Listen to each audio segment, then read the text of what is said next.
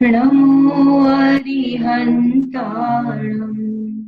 नमो सिद्धाणम् नमो आयर्याणम्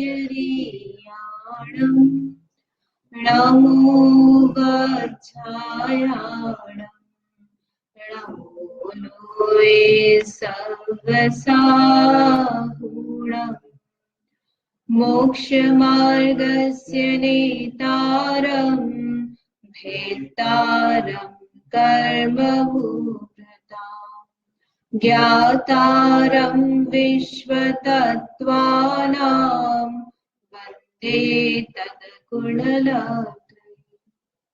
तत्पर सूत्र ग्रंथ के दूसरे अध्याय में जन्म और योनि की बात की, किस तरह से जीव विग्रह गति के बाद शरीर धारण करता है, तो किस किस प्रकार से जन्म लेता है, और जहां वह जन्म लेता है वह क्षेत्र जो आधार होता है वो किस किस प्रकार का होता है।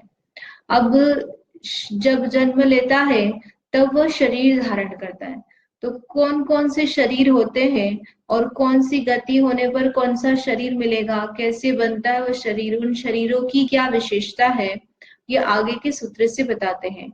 अब पूरे 5 जो शरीर है उनका प्रकरण चलेगा। यहाँ पर सूत्र नंबर 36 पढ़ते हैं अपन। औदारिक वैक्रियी काहारक तेजस कार्मणानि शरीराणि।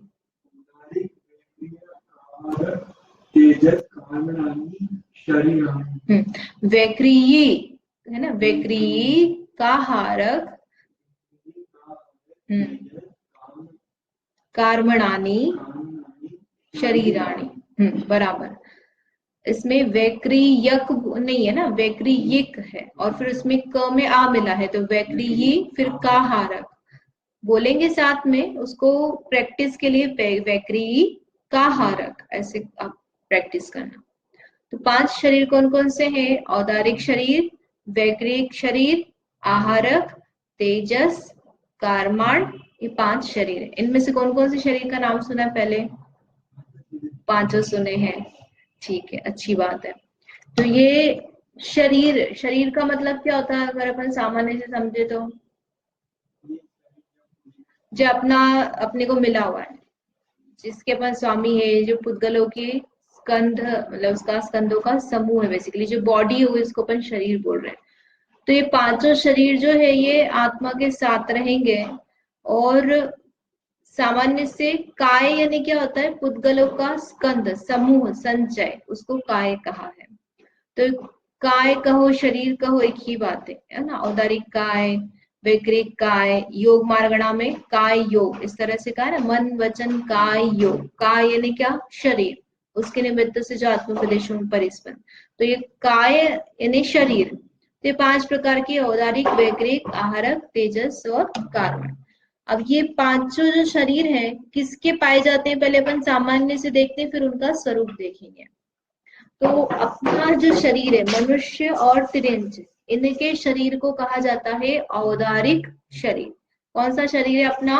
औदारिक, है ना। गाय का, कुत्ते का, फिर मकोड़े का, चींटी का, भौरे का, भले ही अलग अलग प्राणी दिख रहे हैं, लेकिन इनका शरीर जो है वो कौन सा शरीर है? औदारिक शरीर। फिर उसके बाद में है वैक्रिक शरीर। वैक्रिक किसका होता है?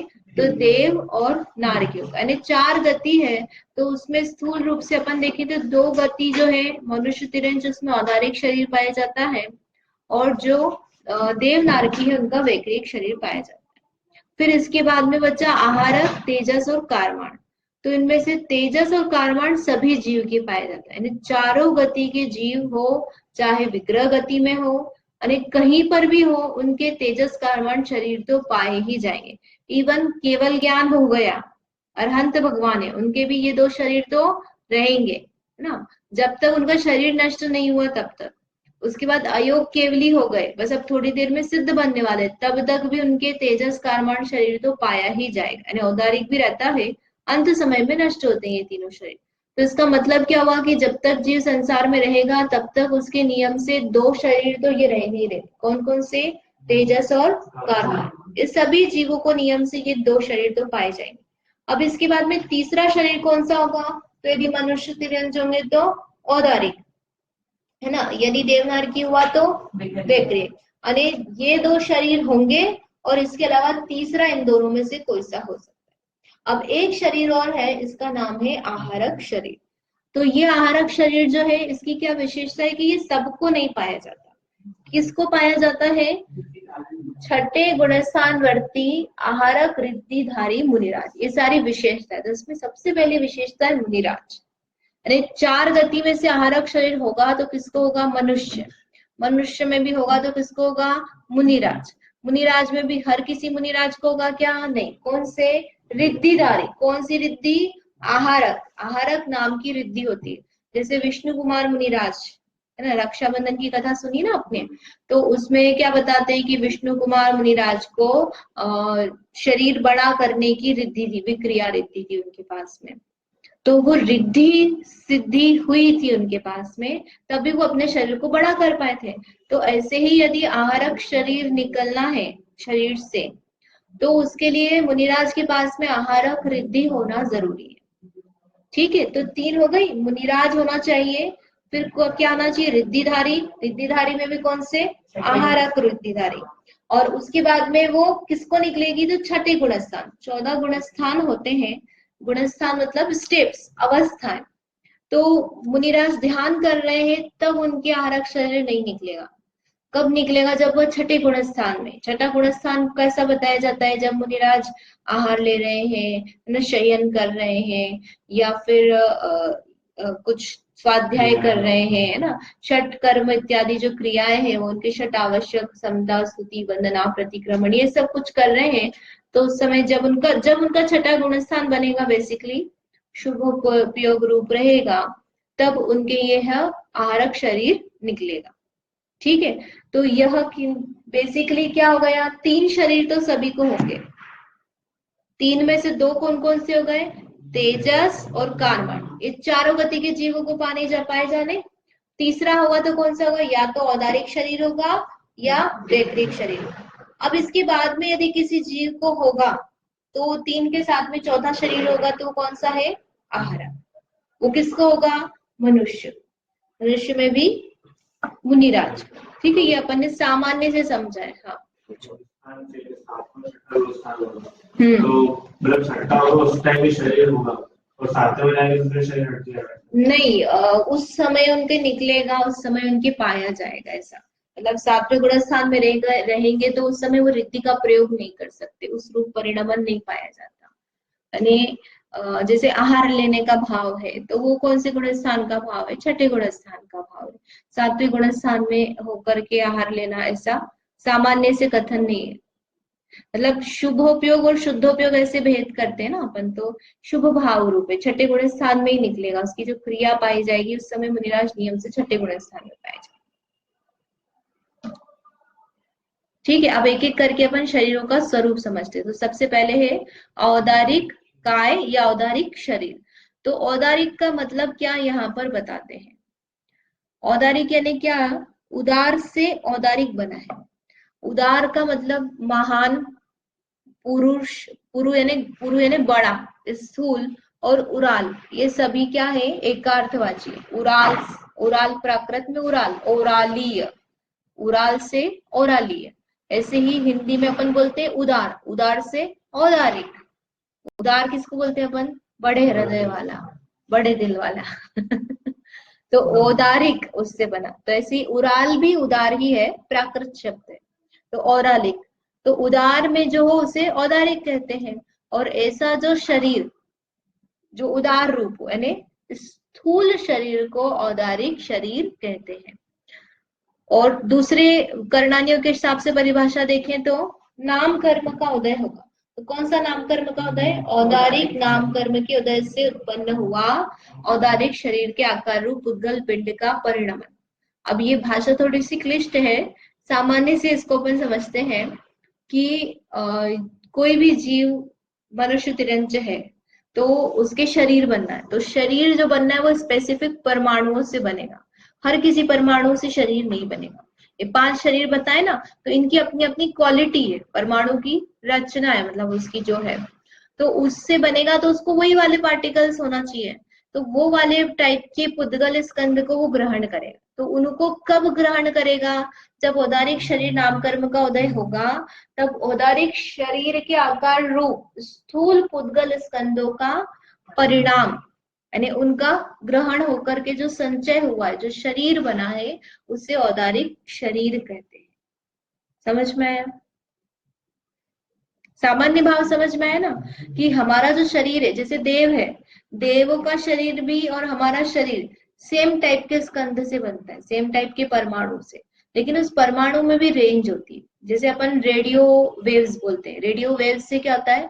ध्वनि तरंग है ना, जो अपन रेडियो पे जो फ्रीक्वेंसी सेट करते हैं, एएम एफएम, एएम एफएम ही होता है ना, एफएम, और विविध विविध भारती, उसको क्या बोलते हो, सब है तो क्या, ध्वनि तरंग है, लेकिन अलग अलग रेंज पर आती है। तो उससे होना क्या है, अपने को गाने ही सुनने को मिले, लेकिन एक 93 पे मिलेगा, एक 100 पे मिलेगा। तो ऐसे ही वैक्रिक शरीर हो या औदारिक शरीर हो, बनने तो एक ही प्रकार के परमाणु से है, लेकिन उन परमाणु की क्वालिटी अलग अलग होती है। जैसे औदारिक शरीर बनेगा तो इस शरीर के जो परमाणु है, उनका परिणमन हड्डी, मांस, मज्जा, ये सब रूप होगा। और वैक्रिक शरीर के जो परमाणु है, इनसे शरीर बनेगा तो उनका परिणमन वैक्रिक शरीर रूप होगा। उससे वो अपनी शरीर को बड़ा कर सकता है, बदल सकता है, उसमें हड्डी वगैरह नहीं पाई जाएंगी, तो उसका शरीर अलग बनेगा और अपना शरीर अलग बनेगा। जबकि परमाणु की जो रेंज है, मतलब 100 से लेकर 1000 तक की रेंज है, इनमें से कुछ अपन ने मान लिया 100 से 500 तक के जो है परमाणु का स्कंद है, तो उससे क्या बनेगा? औदारिक शरीर। और 500 से 1000 तक का क्या बनेगा? वैक्रिक शरीर। लेकिन इन सब से क्या बनना है? शरीर बनना है, ऐसा निश्चित है। तो यहाँ पर क्या कहा कि औदारिक शरीर के आकार रूप स्थूल पुद्गल स्कंद, वो वाले टाइप के 100 से 500 टाइप के जो परमाणु हैं, उनको जो ग्रहण करके शरीर बना हुआ है, उसको औदारिक शरीर कहा है। ठीक है, क्या समझ में आया? कि जीव, मनुष्य तिरंच का शरीर बनेगा तो उसके लिए वो परमाणु ग्रहण करेगा। कैसे ग्रहण करेगा? औदारिक शरीर नाम कर्म का उदय, तब वो वाले परमाणु ग्रहण करेगा। ग्रहण करके क्या होगा? उससे शरीर बनेगा। तो पर्टिकुलर परमाणु को ग्रहण करके उनका संचय होकर के शरीर बना है। तो वो जो शरीर है उसे क्या कह रहे हैं? औदारिक शरीर। हाँ, तिर्यंच में भी, तिर्यंच में भी हो सकता है, नहीं उनका भी होगा, यानी मनुष्य का भी औदारिक शरीर ही है और तिर्यंचों का भी औदारिक शरीर ही है, यही शरीर पाया जाएगा। ठीक है, अब इसके बाद में है दूसरा शरीर, वैक्रिक शरीर। तो वैक्रिक शरीर कैसे बना है? विक्रिया से वैक्रिक बना है। पहले उदार से बनाया था ना, औदारिक, तो यहाँ विक्रिया जिसकी पाई जाए शरीर में, उसे कहते हैं वैक्रिया। लिखा भी है, विक्रिया जिसका प्रयोजन है वह वैक्रिय। और वैगुर्व भी विक्रिया को कहा जाता है, जिससे शरीर का नाम होगा वैगुर्विक या वैक्रिय। तो इसमें विशेषता क्या है विक्रिया की? विक्रिया समझ लेते हैं अपन पहले। विक्रिया का मतलब क्या है? विक्रिया ने अपने शरीर को परिणमित करना। जैसे कि विष्णु कुमार मुनिराज हैं, उन्होंने अपने आप को क्या कर लिया? बामन बना लिया। बामन बनाया ने बोना बना लिया, छोटा सा बना लिया। फिर बोने से क्या करा? उन्होंने अपने शरीर को एकदम बड़ा बना लिया, तो वो क्या हो गई? विक्रिया।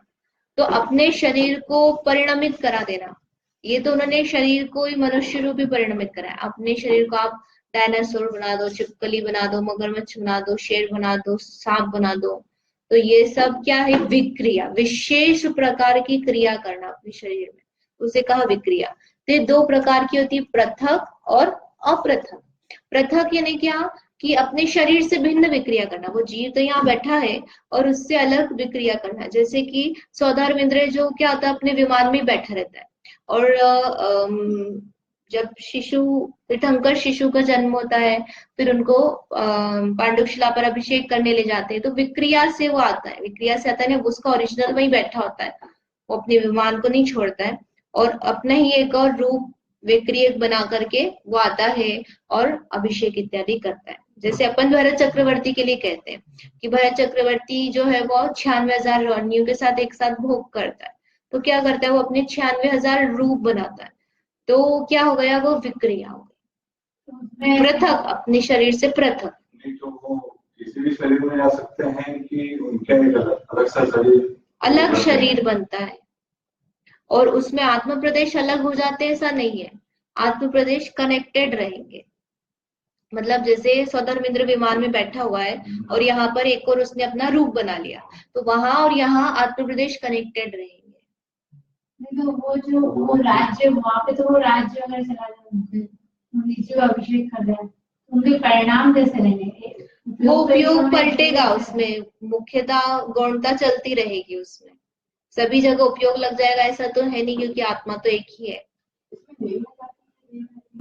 कोई कहता है पीपल के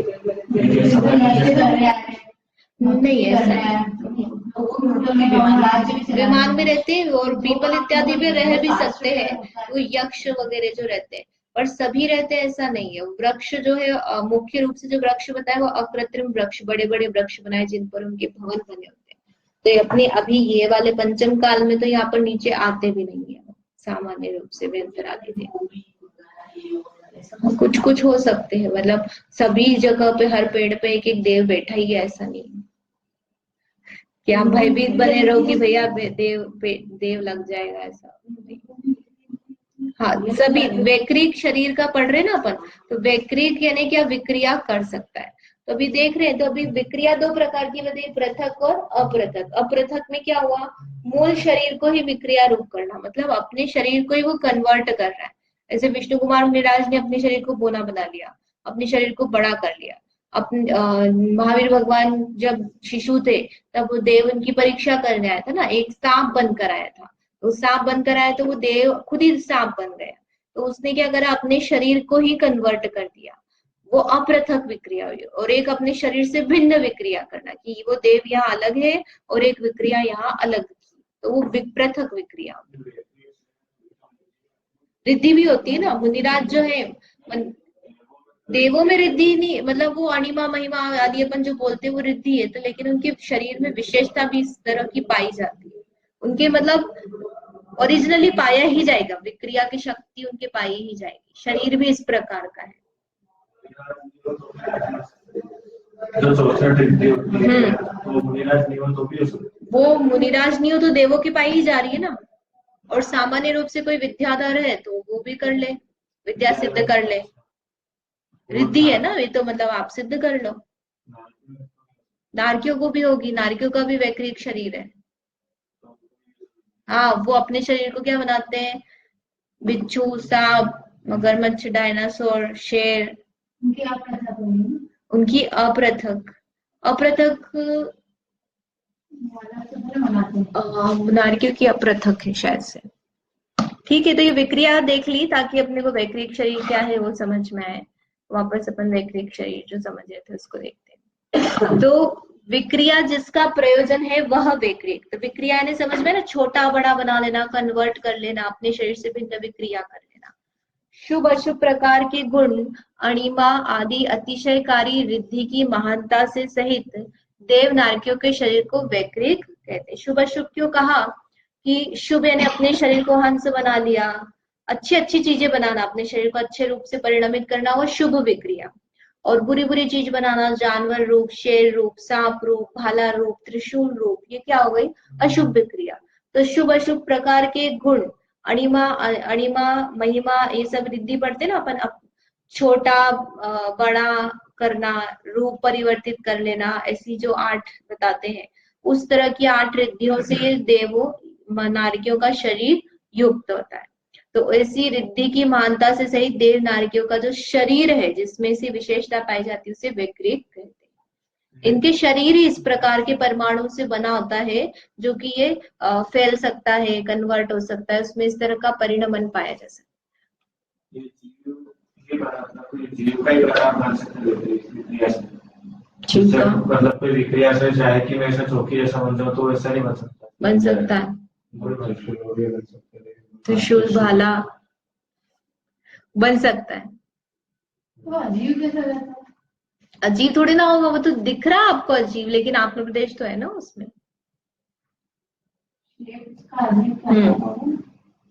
अजीब के आकार का हो गया तो, लेकिन अजीब थोड़ा ना होगा।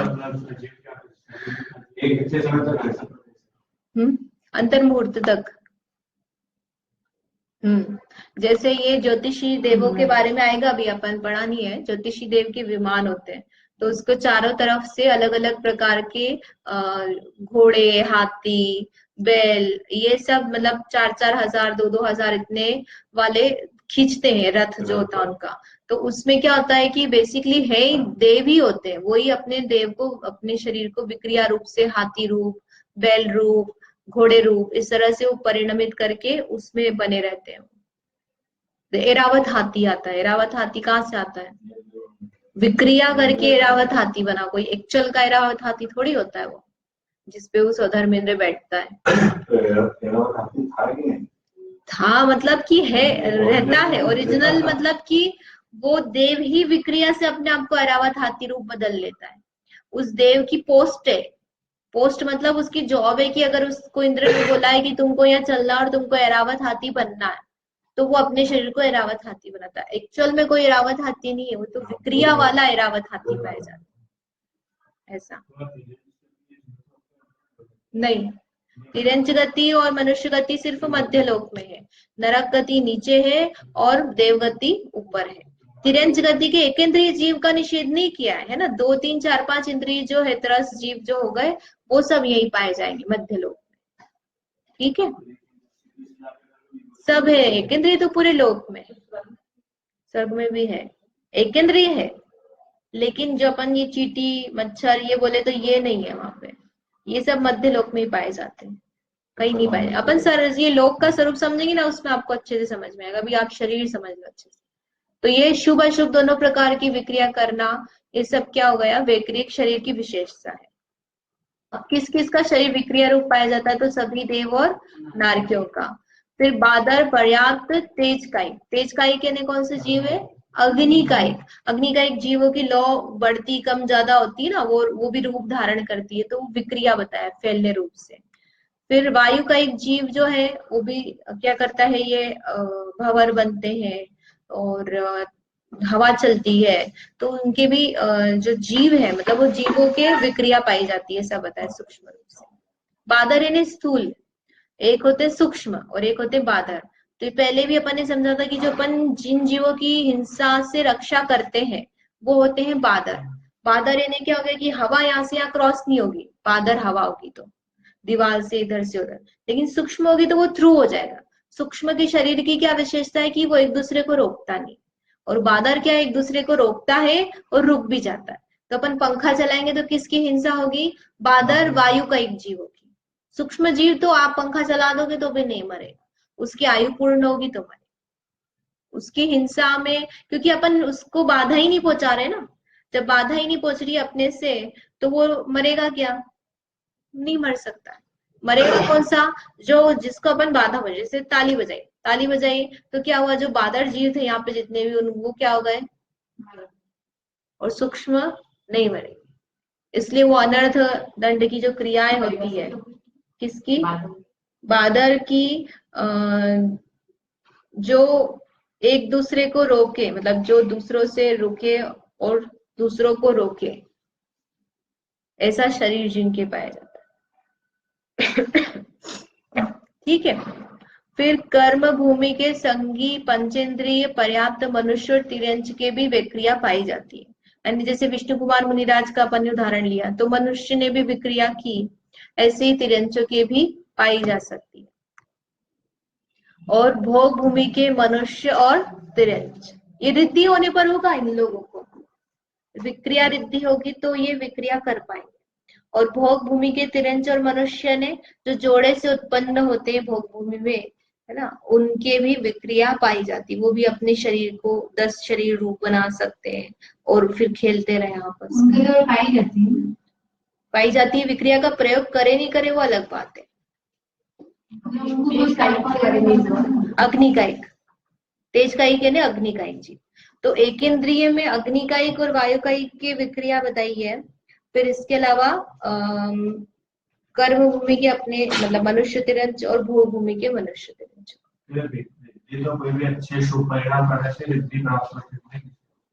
इनके तो पाई जाती है इन लोगों के तो नहीं, इसमें जैसे जब तक कि तिर्यंश और मनुष्य को रिद्धि होगी तो ही विक्रिया कर सकेंगे। कर सकते हैं, तो तिर्यंश को जो शुभ परिणाम करना पंचम गुण पड़ता है। स्थानवर्ती हो सकते हैं तो कर सकते हैं। ठीक है, तो ये देवनारकी को तो वैक्रियक शरीर मिलता ही है, तो इनकी तो विक्रिया पाई ही जाएगी, और अन्य के होवे भी और नहीं भी होवे, अपनी विक्रिया का प्रयोग करे भी और नहीं करे, ऐसा कोई कर्म नहीं है। में जो मनुष्य और तिर्यंश है, उनको तो उनको मुनि बनेंगे जब उनको रिद्धि प्राप्त होगी, कि बिना मुनि बने भी हो सकती है।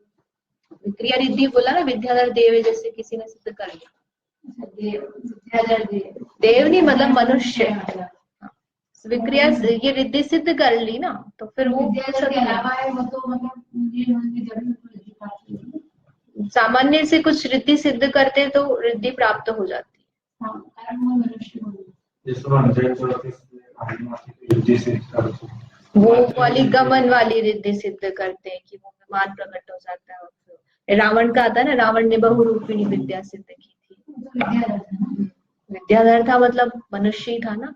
हाँ, मनुष्य था सामान्य तो मनुष्य मतलब उनको कर्म भूमि का मनुष्य कर्म भूमि में ही आएगा।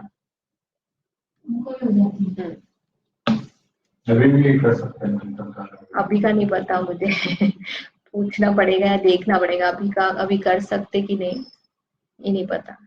मुझे जो तांत्रिक वगैरह मंत्र सिद्धि से जो कर लेते हैं वो हो सकती है, कुछ कुछ सभी हो सकती है, ऐसा नहीं, विक्रिया का मुझे नहीं पता, ऐसे कुछ होती भी होंगी सिद्धि मंत्र रूप से, उसका अपन इनकार नहीं कर सकते कि मंत्र है, मंत्र की सिद्धि कर ले कोई। उनकी बुद्धि थोड़ी होती, वो तो देवों के थ्रू दूसरे काम करते ना। जैसे कि मेरे को कोई रिद्धि सिद्ध हो गई कि मैं यहाँ बैठे बैठे उस दीवार के पीछे का ऐसा जान लूं, तो वो खुद से थोड़ी जान पाते जो तांत्रिक में, तो उनको भी कोई देव देवी की हेल्प से जान पाते।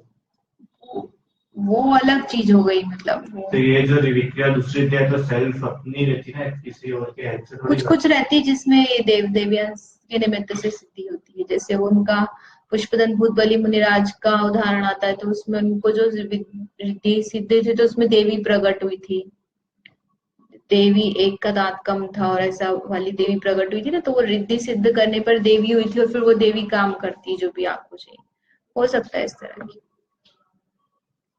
ठीक है, अब किस जीव की कौन सी वाली होती है, पृथक अपृथक, तो देवों की दोनों प्रकार की होती है, पृथक भी और अपृथक, लेकिन नारियों के सिर्फ अपृथक पाई जाती है।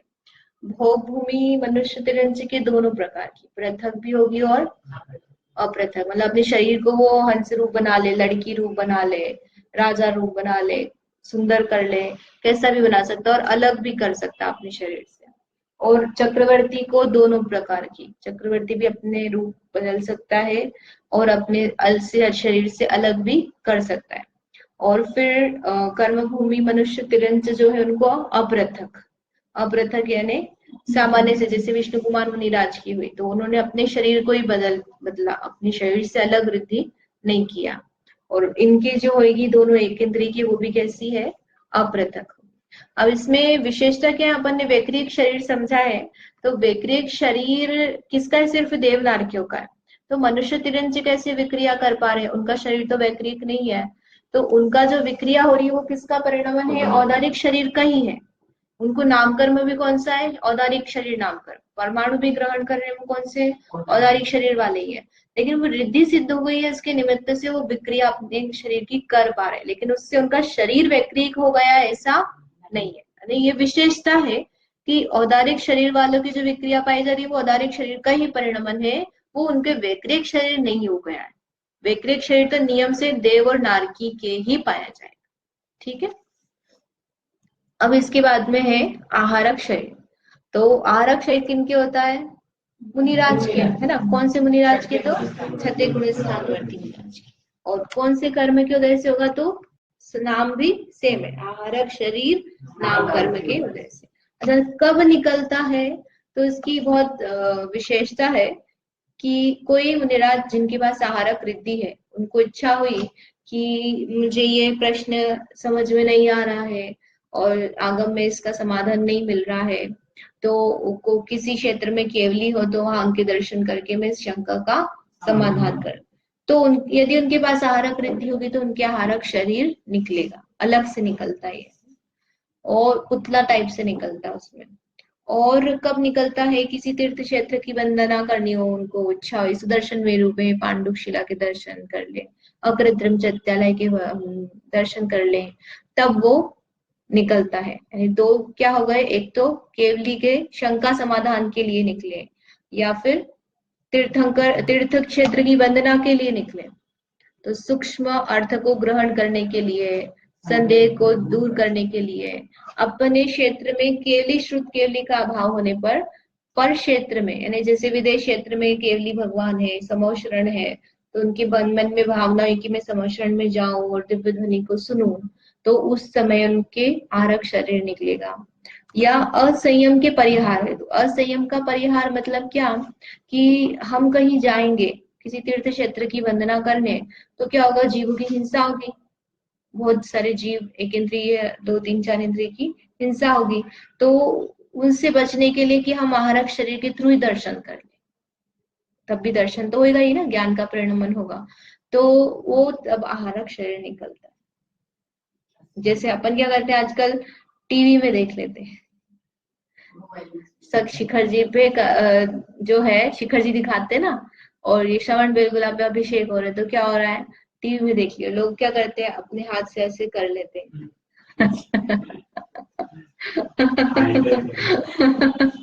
तो हमने अभिषेक कर लिए तो वैसा नहीं है, यहाँ तो अपन क्या कर रहे हैं, कल्पना कर रहे हैं, लेकिन यहाँ वहां तो क्या है, ये चला जाता है, आहारक शरीर निकलता है, जिसके थ्रू हिंसा नहीं होती। तो असंयम के परिहार हेतु तीर्थंकरों के दीक्षादि 3 कल्याणकों में गमन करना है, दीक्षा कल्याणक हो, ज्ञान कल्याणक हो, निर्वाण कल्याणक उसमें जाना हो, या फिर जिन एवं जिन ग्रह की वंदना हेतु, जिनेन्द्र भगवान किसी अकृत्रिम चैत्यालय के दर्शन करने जाना, तो इन कारणों से आहारक शरीर निकलता है। सूक्ष्म मतलब इतना छोटा भी नहीं, एक हाथ जितना तो रहता है, इतना सूक्ष्म भी नहीं रहता है,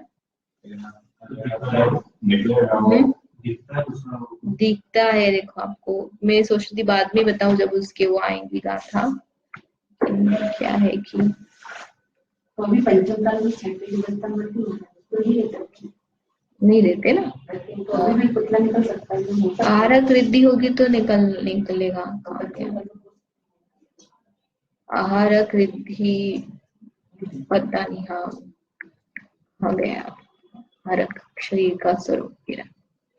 तब कहाँ से उत्पन्न होता है, तो उत्तमांग ने सिर से निकलता है। वो कितना बड़ा होता है, तो 1 हाथ प्रमाण, शरीर श्वेत वर्ण का, समचतुरस्र संस्थान यानी उसके जो ये रहेंगे रेशो, हाथ और पैर सिर ये सब बराबर अनुपात में रहेंगे। समचतुरस्र संस्थान का मतलब क्या होता है, जैसे जितना बड़ा सिर है उसके अकॉर्डिंग ये नाक कान आंखें होठ ये सब होना, और हाथ और जो है ये बराबर होना, और हाथ के अकॉर्डिंग पैर, ये सब चतुरस्र संस्थान कुछ और इसका ही होगा। फिर अवयव तो शुभ नाम कर्म के उदय से शुभ, और इसमें हड्डी वगैरह नहीं होते हैं ना, ये ऐसी होता है, इसलिए पुतला बोलते हैं इसको। ये हड्डी वगैरह तो क्या होते हैं अपने शरीर में, तो इसमें हड्डी मांस ये सब नहीं होते हैं, तो मनुष्य का पुतला टाइप से रहता है, हाँ छोटा।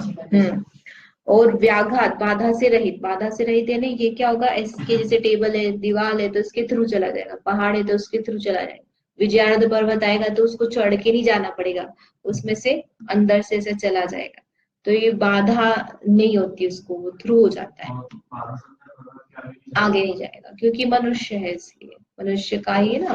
और जैसे अभिज्ञान की लिमिट रहती है कितने एरिया तक जा सकते हैं, इसमें भी लिमिट रहती है नहीं, 2.5 द्वीप, बस इतना 2.5 द्वीप लिमिट हो गई, 2.5 द्वीप से बाहर नहीं जा सकते।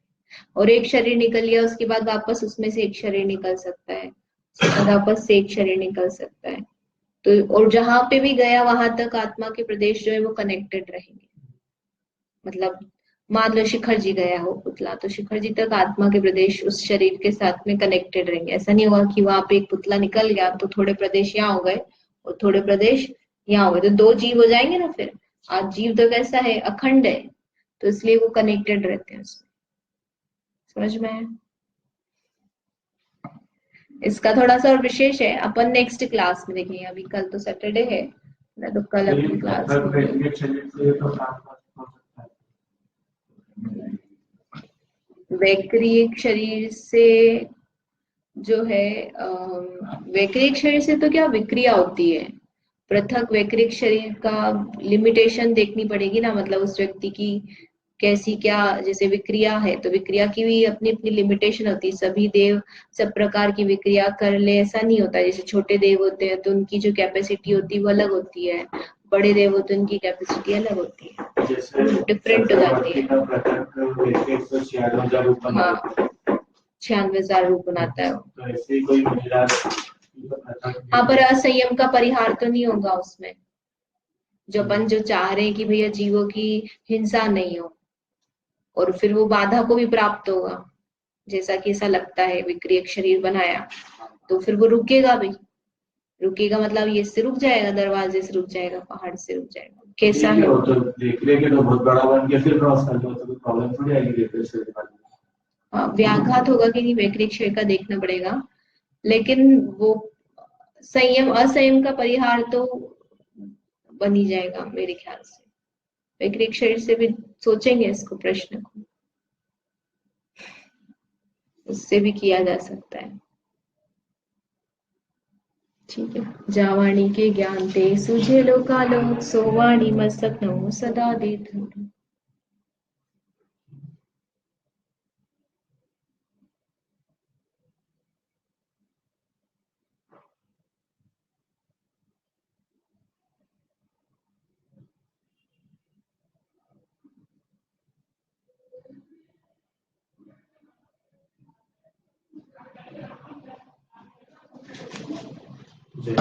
जय जय। उसका क्वेश्चन पूछा था चक्रवर्ती को, उनकी सुक्रिया होती है। हाँ, पाई जा सकती है। हाँ, है उसी उससे योगी योगी शंखावर्त से शंखावर्त नहीं, गुरमोल।